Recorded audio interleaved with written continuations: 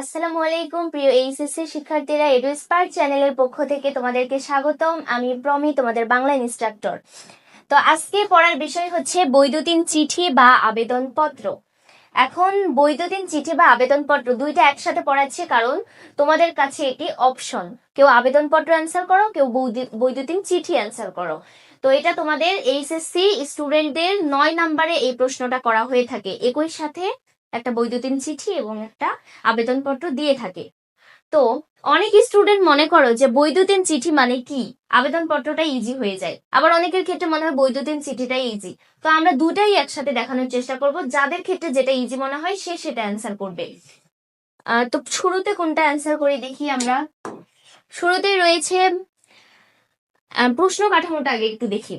এখানে বৈদ্যুতিন চিঠি এবং আবেদনপত্র যেভাবে প্রশ্নটা হয়ে থাকে, দেখো তোমাদের প্রথমে এটা হয় 9 নাম্বার প্রশ্ন। এটা মনে রাখবে যে 9 নাম্বার প্রশ্নে তোমাদের এটা হয়। তো ক নাম্বারে বলেছে ইন্টারনেট ব্যবহারের সুফল ও কুফল সম্পর্কে পরামর্শ জানিয়ে ছোট ভাইকে একটি বৈদ্যুতিন চিঠি লিখো। তোমরা মনে করো যে বৈদ্যুতিন চিঠি মানে কি বলছে এখানে, আসলে এটা একটু হার্ড হয়ে যায়, এটা লিখবো না আবেদন লিখবো। তো তোমাদের ক্ষেত্রে আমি সহজে বলে দেই, বৈদ্যুতিন মানে কি। বৈদ্যুতিন মানে হচ্ছে ইমেইল বা ইলেকট্রনিক মেইল। আচ্ছা, অথবা দিয়ে খ নাম্বারে তোমাদের এখানে দেওয়া থাকে বিনা বেতনে পড়ার অনুমতি চেয়ে অধ্যক্ষের কাছে একটি আবেদনপত্র লিখো। প্রথমে দেখো, আমি আবেদনপত্রটাই দিয়েছি তোমাদের জন্য। তোমরা আগে দেখো যে এখানে আমি একটা ফরম্যাট ব্যবহার করে একটা মানে সিরিয়াল মেইনটেইন করে এখানে আবেদনপত্রটা লিখেছি, এবং আমি যেটা তোমাদের প্রশ্ন কাঠামোতে দিয়েছিলাম সেই ক নাম্বারটারই অ্যান্সারটা আমি এখানে লিখেছি।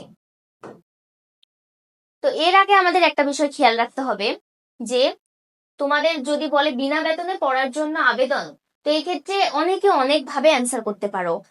কারো বাবা দিনমজুর ছিল, কেউ হচ্ছে তোমার প্রতিবন্ধী বা এই টাইপ, যার কারণে তার বাবা আর্থিকভাবে সহায়তা করতে পারছে না। দ্যাটস ওয়াই তারা চাচ্ছে যে অধ্যক্ষের কাছে একটা আবেদন দিতে, যাতে বিনা বেতনে সে অধ্যয়ন করতে পারে। তো এই ক্ষেত্রে তোমাদের নিজেদের ব্যক্তিগত যেভাবে মনে হয় যে আমি এভাবে লিখবো, সে সেভাবে লিখতে পারো। জাস্ট ফরম্যাটটা কিরকম হবে সেটা মেনটেন করার চেষ্টা করবে। আর টিচাররা মেইনলি দেখে যে ফরম্যাটটাই আসলে ঠিক আছে কিনা। আর আরেকটা বিষয় হচ্ছে যে অত ভিতরে কি আছে এত জিনিস পড়ে না।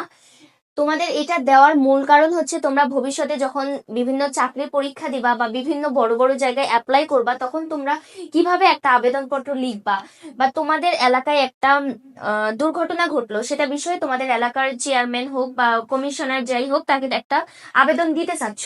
তো এক্ষেত্রে তোমরা কিভাবে একটা আবেদনপত্র লিখবা সেটা শেখার জন্য আমাদের ছোট থেকে এই অবধি আবেদনপত্র প্রতিনিয়তই থেকে গেছে। আর আমাদের প্রতিনিয়ত অ্যান্সার করতে হয় আবেদনপত্র। তো সেটারই একটা মানে ইম্পর্টেন্ট বলতে পারো, এটা খুবই ইম্পর্টেন্ট আবেদনপত্র। তো যাই হোক, আমরা একটু ফরম্যাটটা দেখার চেষ্টা করি। প্রথমে আমাদের তারিখটা দিতে হবে এখানে 7 মে 2026, আজকের তারিখ আমি দিয়েছি এখানে। কিন্তু তোমরা স্টুডেন্টরা অনেক সময় লেখো যে তারিখটা এই জায়গাতে দিয়ে দিয়ে দাও, এই জায়গাতে দিয়ে দাও, কিন্তু তারিখ এই জায়গাতে দিলে পুরো আবেদনপত্রের ফুল মার্কস চলে যাবে তোমাদের। আমরা চিঠি যখন লিখি, লেটার লেখার ক্ষেত্রে আমরা তারিখটা এই জায়গায় দিয়ে থাকি, কিন্তু আবেদনপত্র আমরা অবশ্যই তারিখ এখানে দিব। তারপর বরাবর লিখব, কিন্তু অধ্যক্ষটা এখানে একটু স্লাইড মিস্টেক হয়েছে। আমরা অধ্যক্ষটা এই যে এই জায়গায় দেওয়ার চেষ্টা করব, অধ্যক্ষ বরাবর দিয়ে অধ্যক্ষ এখানে দিব। তারপর দিবা তোমার কলেজের নাম। এখানে কলেজের নাম বলতে তোমাদের বলি, তোমরা নিজেদের কলেজের নাম ইউজ করবা না, এখানে তোমরা দিতে পারো XYZ কলেজ, XYZ কলেজ বা ক খ গ কলেজ, যে কোনো কিছু। তো কলেজের যে ঠিকানা, রাজশাহী, ঢাকা, যেখানে যেটা ঠিকানাটা অবশ্যই দিবা। তারপরে এখানে হচ্ছে বিষয়, এখানে আমরা একটু ডিস্টেন্স রাখবো। এটা এটা একটা 3 পর্যায়ে আর কি লিখবো আমরা, বিষয়টা একটু ডিস্টেন্স রাখবো। তারপরে তোমাদের এখানে একটা ইয়েতে লেখা হয়, এখানে একটা অংশ, তারপরে এটা আরেকটা অংশ, এক কথায় 3টা অংশে আবেদনপত্রটা লেখা হয়ে থাকে। তো বিষয়ে আমরা একটু ডিস্টেন্স রাখবো, তার উপরে এখানে একটু ডিস্টেন্স, তার নিচে এখানে একটু ডিস্টেন্স রাখবো। এখন বিষয় হচ্ছে কি, বিনা বেতনে পড়ার জন্য আবেদন। আমি সহজ সুন্দরভাবে একটি লিখে দিয়েছি, একটু পড়ো তোমরা। মহোদয়, মহোদয় লিখবো, লিখে এটা আমরা নিচ থেকে লেখার চেষ্টা করব। বিনীত নিবেদন এই যে আমি আপনার কলেজের, বিভাগের নাম দিবা, বিজ্ঞান বিভাগ হলে বিজ্ঞান বিভাগ, মানবিক হইলে মানবিক বিভাগের দ্বাদশ শ্রেণীর একজন নিয়মিত শিক্ষার্থী। আমার রোল নাম্বার দিবা নিজের। বিগত পরীক্ষাগুলোতে আমার ফলাফল বরাবরই আশাব্যঞ্জক। বর্তমানে আমার বাবার স্বল্প আয়ে পরিবারের ভরণ পোষণ মেটানোর পর আমার পড়াশোনার খরচ চালানো প্রায় অসম্ভব হয়ে পড়েছে। এমতাবস্থায় পড়াশোনার প্রতি আমার প্রবল আগ্রহ থাকা সত্ত্বেও আর্থিক সংকটের কারণে আমার শিক্ষা জীবন অনিশ্চিত হয়ে পড়েছে।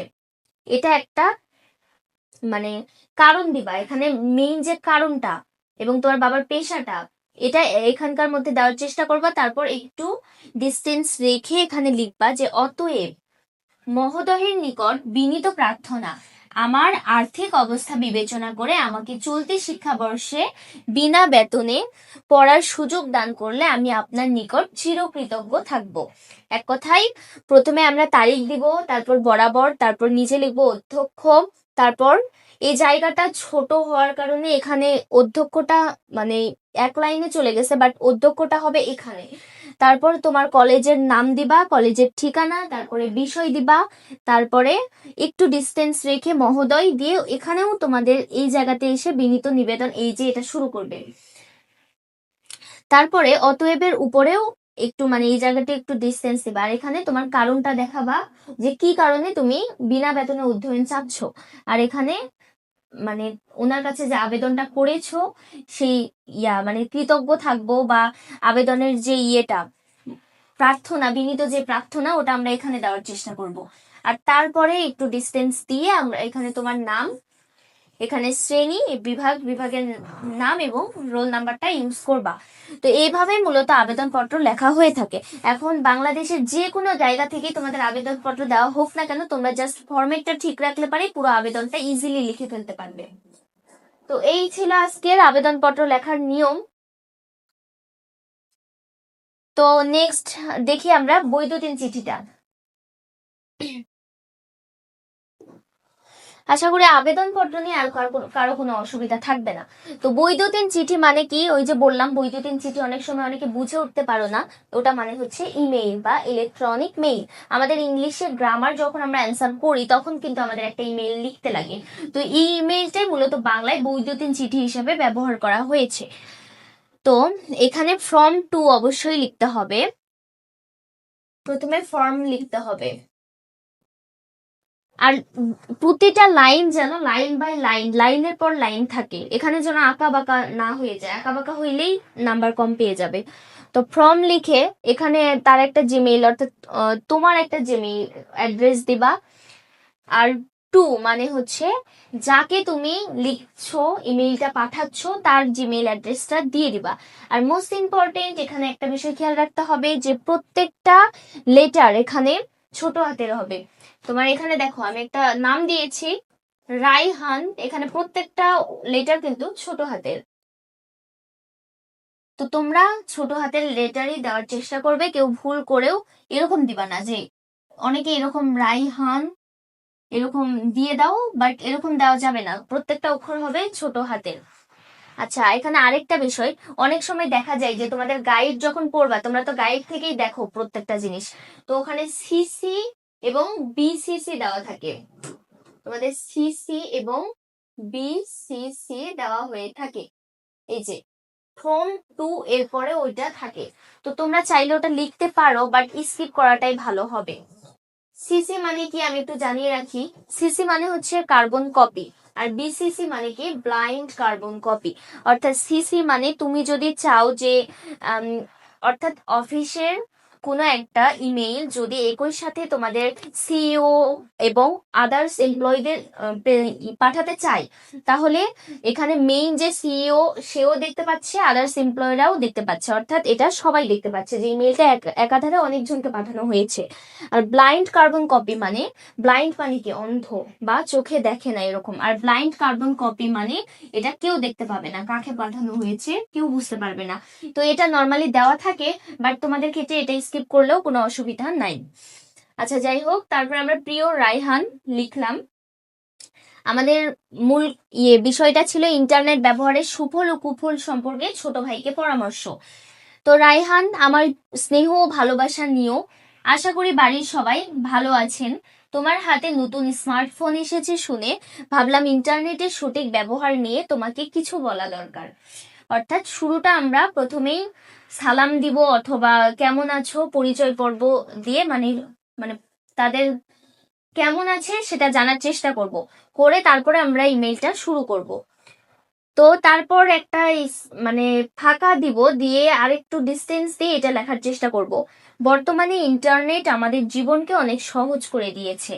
তুমি ঘরে বসে ইউটিউব বা বিভিন্ন শিক্ষামূলক ওয়েবসাইটের মাধ্যমে পড়াশোনার অনেক কঠিন বিষয় সহজে বুঝে নিতে পারো।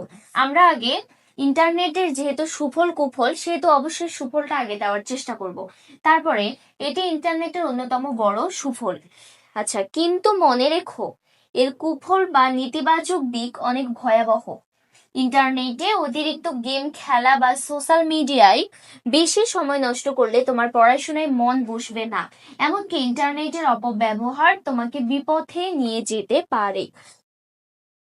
এক কথায় এটা 3টা ভাবে আমরা লিখেছি। ফার্স্টে আমরা পরিচয়টা সুন্দর ভাবে দেওয়ার চেষ্টা করেছি, কেমন আছে কিরকম কি ওটা দেওয়ার চেষ্টা করেছি। দেন একটু ডিসটেন্স দিয়ে আমরা যে বিষয়টা নিয়ে লিখছি সেটার বিবরণ দেওয়ার চেষ্টা করেছি। যেহেতু এখানে সুফল এবং কুফল সম্পর্কে লিখছি আমরা, সেহেতু সুফলটা এবং কুফলটা এখানে দেওয়ার চেষ্টা করেছি। তারপর আরেকটু ডিসটেন্স আমরা দিয়ে লিখবো।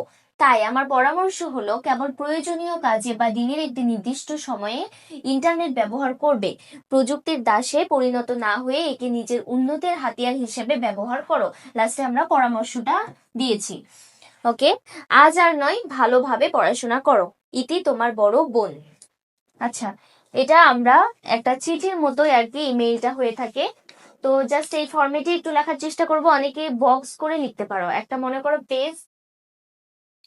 একটা পৃষ্ঠা তোমরা যদি চাও 1 পৃষ্ঠার মধ্যে তোমরা লিখবে, তাহলে বিষয়টা আরো বেশি ভালো দেখাই। তারপরেও কেউ যদি একটু বড় করে ফেলো, তাহলে অবশ্যই একটা জিনিস খেয়াল রাখবে যে আমাদের পেজের যে এই ফার্স্ট পৃষ্ঠাটা রয়েছে, এই ফার্স্ট পৃষ্ঠায় আমরা একটু লেখার চেষ্টা করব, তারপরে আমরা এই পৃষ্ঠাটাতে লিখবো। কেউ কখনো পেজ উল্টে অন্য পৃষ্ঠায় গিয়ে লিখবো না, তাহলে বিষয়টা একটু নেতিবাচক দেখায়। টিচারদের ক্ষেত্রেও একটু দেখা যায় যে তারা নাম্বার কম দিতে চায়। আর আমরা সবসময় চাইবো যে এখানে একটা বানানো যেন ভুল না হয়, আর প্রত্যেকটা লেখা যেন স্পষ্ট হয়। টিচাররা মেইনলি এই বিষয়টা খেয়াল করে। আমরা একটা বানান ভুল করেছি মানে পুরো 1 মার্ক চলে গেছে। তো আমরা পুরো ইমেইল হোক বা আবেদনপত্র হোক, যেটাই হোক, একটু সুন্দর করে গুছিয়ে লেখার চেষ্টা করব। আর এটা লিখলে আমরা ইজিলি 10 মার্ক ক্যারি করতে পারবো। তো বাংলাদেশের যে কোনো ইমেইল, যে কোনো আবেদন দিয়ে থাকুক না কেন, প্রত্যেকটা তোমরা খুব ইজিলি অ্যান্সার করতে পারবে যদি এই নিয়মগুলো একটু ফলো করে যাও। তো আমি খুব সহজভাবে তোমাদের দেখানোর চেষ্টা করেছি। এবং আমি তোমাদেরকে একটা কথা বলি যে আমরা বাংলার যে ক্লাসগুলো এখানে দিচ্ছি, প্রত্যেকটা ক্লাস আমরা খুবই ইজি ওয়েতে করানোর চেষ্টা করছি, খুবই সহজ টেকনিক ফলো করে করানোর চেষ্টা করছি। তো তোমরা যদি সহজ নিয়মে বাংলা শিখতে চাও, বা বাংলা ব্যাকরণের বিষয়গুলো, বাংলা গদ্য হোক পদ্য হোক, বাংলা ফার্স্ট পেপারের যে বিষয়গুলো রয়েছে সেগুলো যদি খুবই ইজি ভাবে শিখতে চাও, তাহলে অবশ্যই তোমরা এডুস্পার্ক চ্যানেলটি ফলো করবে এবং সাবস্ক্রাইব করে রাখবে। তাহলে খুব ইজিলি তোমরা বাংলা শিখে যাইতে পারো। তো ততক্ষণ ভালো থেকো। আসসালামু আলাইকুম।